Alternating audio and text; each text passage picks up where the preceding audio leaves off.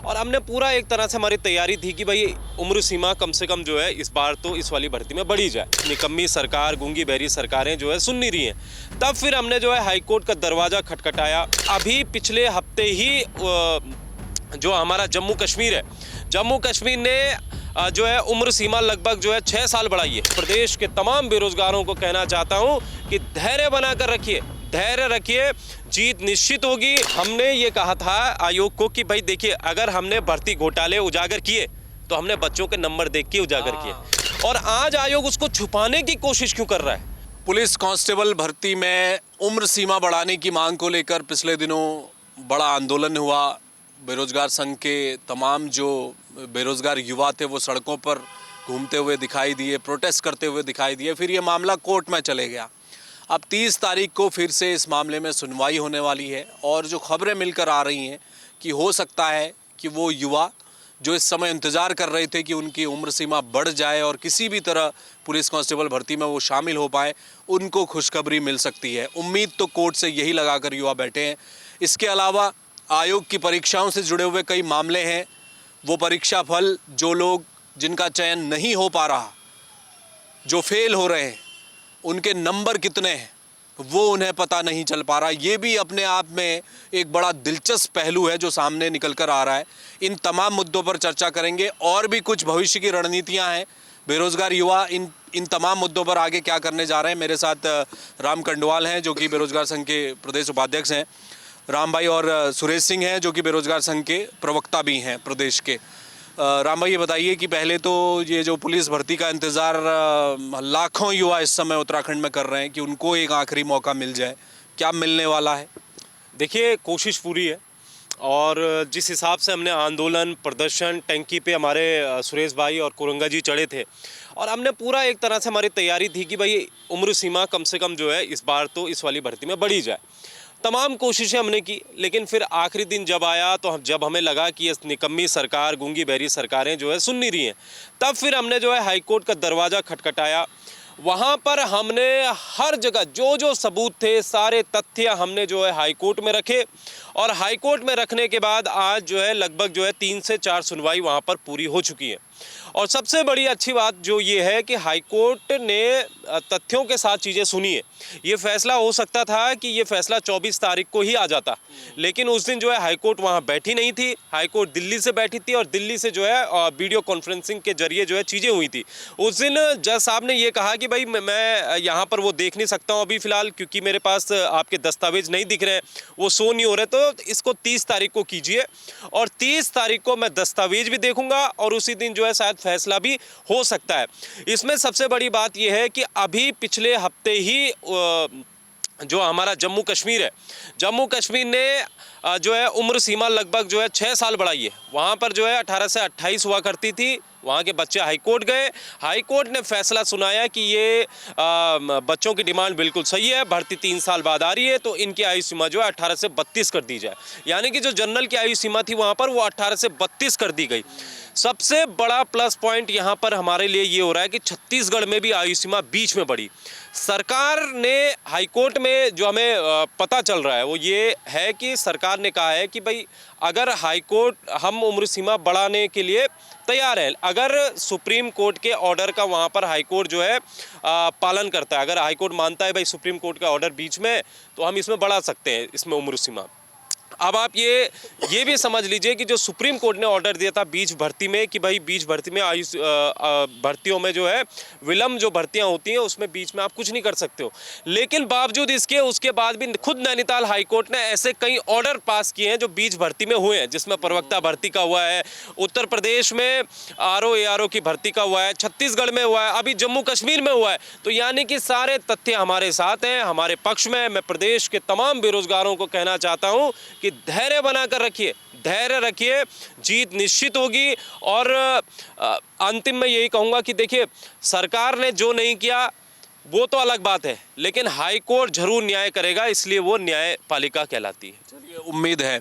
ये जो आयोग की भर्ती को लेकर अभी आप कह रहे थे कि भाई वो जो परिणाम आ रहे हैं सामने, वो केवल सेलेक्ट हुए जो बच्चे हैं उनका तो सब कुछ नज़र आ रहा है, जो बाहर हो गए उनके कितने अंक आए, उनका विषयवार क्या स्थिति थी, वो सामने नहीं आ पा रहा। तो ये क्या है, ये कोई इससे समस्या है, या आपको कुछ जो हिडन है, जो वो एक तरफ से जो अंडर द शेडो जिसको हम कहते हैं, उसको क्या सामने लाने की ज़रूरत है? उसमें दिक्कत क्या है आयोग को कि सभी के वो जारी कर दे नंबर? देखिए, हो क्या रहा है कि जब भर्ती घोटाले उजागर हुए थे साल 2022 के एंड में, जब हमने भर्ती घोटाले उजागर किए थे, उसके बाद इसी आयोग ने क्या किया था कि एक एक हफ्ते के भीतर ये रिजल्ट घोषित कर देता था। और ये एक तरह से पूरे देश में ये छवि बन गई कि भाई उत्तराखंड का एक ऐसा आयोग है जो एक एक हफ्ते में जो है रिजल्ट घोषित कर दे रहा है। कितनी बड़ी बात थी। लेकिन धीरे धीरे धीरे करके आयोग अपनी उसी परिपाटी पर लौटता नजर आ रहा है। आज अगर आप देखेंगे तो एक एक साल लग जा रहा है एक रिजल्ट आने में। आप देखिए, आबकारी का रिजल्ट 1 साल में आया, बीडीओ बीपीडीओ का रिजल्ट 1 साल में आया। आप देखेंगे ये जो एलटी भर्ती का, इसको 6 महीने हो चुके हैं, परिणाम वहां पर हाईकोर्ट में अभी फिलहाल मामला है। अब हो क्या रहा है कि जब बच्चे ये कह रहे हैं ठीक है 1 साल में आप रिजल्ट दे रहे हैं, उसके बाद बच्चों को नंबर शो नहीं कराए जा रहे हैं। नंबर शो किसके हो रहे हैं? जो सिलेक्टेड हो रहा है उसके नंबर शो हो रहे हैं। लेकिन जो सोचिए जो 1-2 नंबर से रुक गया, जो 10 नंबर से रुक रहा है, जो 5 नंबर से रुक रहा है, उसके नंबर तो शो ही नहीं हो रहे, उसके नंबर तो दिख ही नहीं रहे। अब वो बच्चा ये कह रहा है कि सर हम जो है कैसे अगली भर्ती की तैयारी करें, कैसे जो है अपने आप को ये माने कि यार मैं इतने नंबर से रुका हूँ, मैं इतने नंबर से नहीं रुका हूँ। अब आयोग ये कह रहा है कि आप मैच कर लीजिए, जो आंसर की होती है उससे आप मैच कर लीजिए, अपने नंबर देख लीजिए। तो भाई आपको नंबर शो कराने में क्या दिक्कत हो रही है, क्या समस्या हो रही है? तो हम क्या सेल्फ असेसमेंट में बच्चों को दिक्कत आ रही है?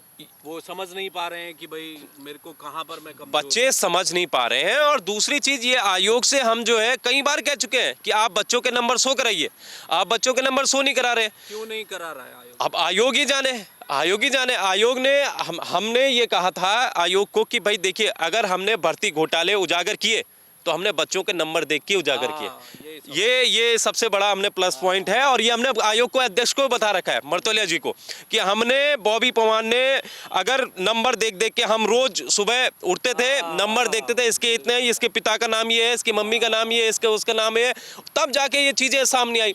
और आज आयोग उसको छुपाने की कोशिश क्यों कर रहा है? तो ये अपने आप में काफ़ी गंभीर सवाल खड़े हो जाते हैं आयोग के ऊपर कि क्या आयोग फिर से अपनी उसी परिपाटी की ओर तो नहीं बढ़ रहा है? क्या कुछ किसी दबाव में आयोग काम तो नहीं कर रहा है? तो ये अपने आप में काफ़ी बड़े सवाल है। दूसरा, इनका एक रिजल्ट अभी आया इनका आबकारी का रिजल्ट आता है, उसमें जो पुरुषों की वैकेंसी होती है वो 72 होती है, जो फीमेल की वैकेंसी होती है वो होती है लगभग जो है 13-14 के करीब वैकेंसी होती है। टोटल 100 वैकेंसी होती है। अब उसमें क्या कर दिया कि जब रिजल्ट आता है तो सिर्फ जो है 21 जो पुरुष अभ्यर्थी हैं उनको सिलेक्शन, उनको जो है आगे के लिए किया जाता है, और बाकी सारी लड़कियों को उसमें जो है रख दिया जाता है। अब आप ये बताइए कि जब उत्तराखंड पुलिस कांस्टेबल 2021 की रिजल्ट आया था, उस वक्त भी आयोग ने यही किया था। उस समय लोक सेवा आयोग ने किया था।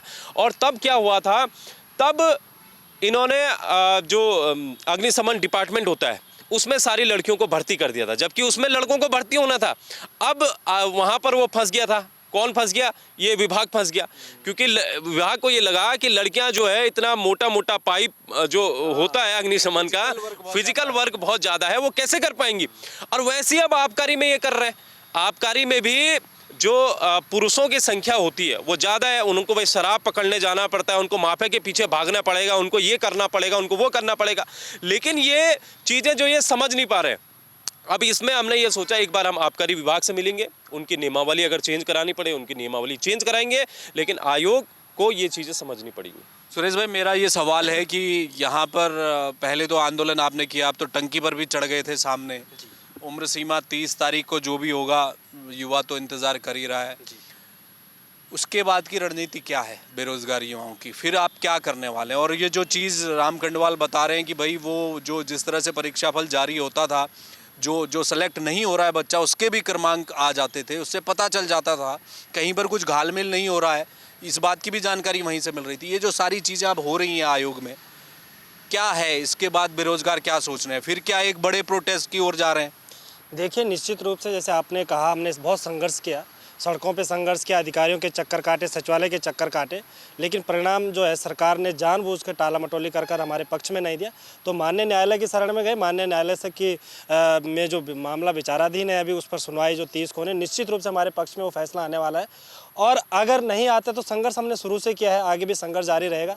हम माननीय न्यायालय की जो अंतिम फैसला है उसके इंतज़ार में है, और उसके बाद जो हम आगे की रणनीति तैयार करेंगे। और किसी भी प्रकार से जो है युवाओं का अहित नहीं होने दिया जाएगा। जब तक उत्तराखंड बेरोजगार संघ और हमारे लोग यहाँ पर इस तरह से संघर्ष कर रहे हैं, वो आगे भी जारी रहेगा। और जब तक हम युवाओं के हकूक़ों की जो रक्षा करने का और युवाओं की जो लड़ाई लड़ने का एक मजबूत संकल्प जो हमने लिया है, वो निश्चित रूप से हम आगे भी जारी रखेंगे और आगे की रणनीति तय करेंगे, और उसके बाद फैसला लेंगे कि हमें क्या करना है।